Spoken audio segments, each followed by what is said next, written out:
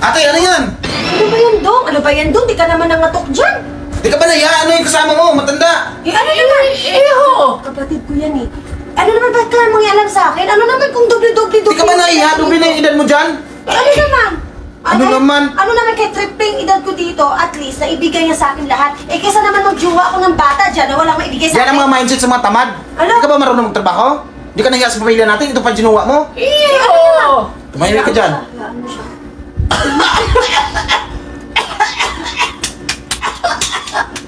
Okay ka na?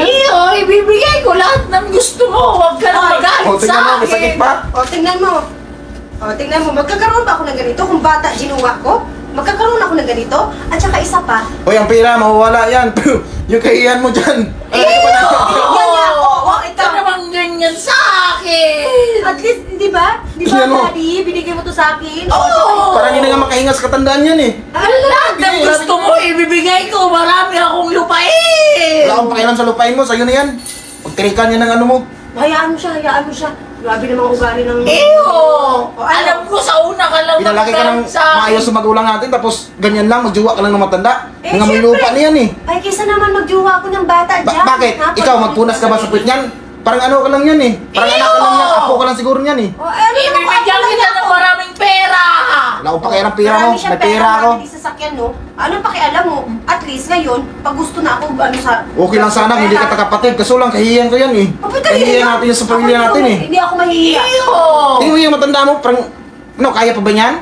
Bibilang kita ng motor. Ilang taon na itagal mo?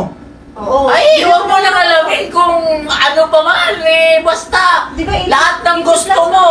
80 plus na siya, 80 plus pa lang eh. 103. Plus? 103 pa lang. Di kayo nahiya, Ay, ganyan pa oo. yung mga damit nyo, 80 plus na pala yan. Parang pumatol ka na sa lulo mo eh. Lulo natin eh. Ay, huwag ka naman ganyan. Pupo. Pupo. Lolo ng lolo, papa ng lolo natin. Ay, hindi.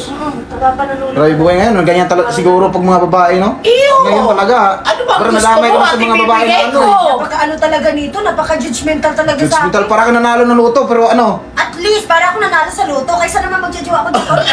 Tingnan mo. Ubo lang ata matigas yan eh. Ay, iyo! Wag mo kong susubukan. Wag mo akong ano yun, alam ko yan. Mapapalaban sa akin ang kapatid mo. Lalaki ako nga bata pa eh. Alam ko naman yung kahinaan natin lalaki. Ikaw pa kaya, matanda ka na. Ay, ibahin mo ko iyo. Siga ako sa pera. Hindi ka tulad Ikaw sa ng pera. iba. Iyo, hindi ko pababayaan ang kapatid mo. Pati ikaw. Alam mo, swerte ka, di malas mo yan. Pag magkasakit yan, sino mag-alala? Ikaw. Eh, kung magkasakit... Paano naman? May asawa yan.